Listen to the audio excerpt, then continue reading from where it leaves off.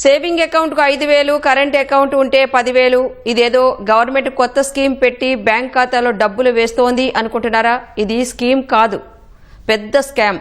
పేదలు, అమాయకులకు డబ్బులు ఎరచూపి సైబర్ నేరగాళ్లు, ఆన్లైన్ ఆర్థిక నేరగాళ్లు సాగిస్తున్న దందా.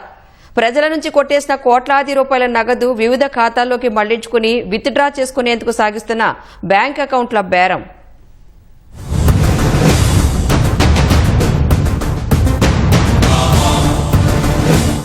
సైబర్ నేరాలు, బెట్టింగ్ దందాలు, ఆన్లైన్ గేమింగ్లు అమాయకుల నుంచి కోట్లాది రూపాయలు కొల్లగొట్టే ఆధునిక జూద క్రీడలు. ప్రపంచంలో ఏ మూల నుంచైనా మన ఖాతా ఖాళీ చేసేస్తారు. డబ్బు బట్వాడా మొత్తం ఆన్లైన్లోనే జరుగుతుంది.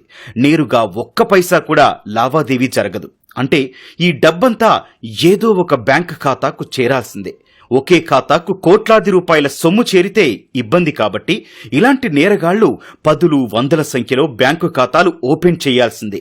మరి ఇన్ని ఖాతాలు ఎలా తెరుస్తారు? ఆ ఖాతాల్లోకి చేరిన సొమ్ము వారు ఎలా తీసుకుంటారు?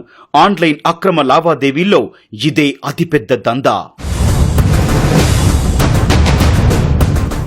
ప్రజలను మోసం చేసి సంపాదించిన డబ్బంతా వివిధ ఖాతాల్లోకి మళ్లించేందుకు ఈ అక్రమార్కులు పెద్ద నెట్వర్క్ ని మెయింటైన్ చేస్తుంటారు.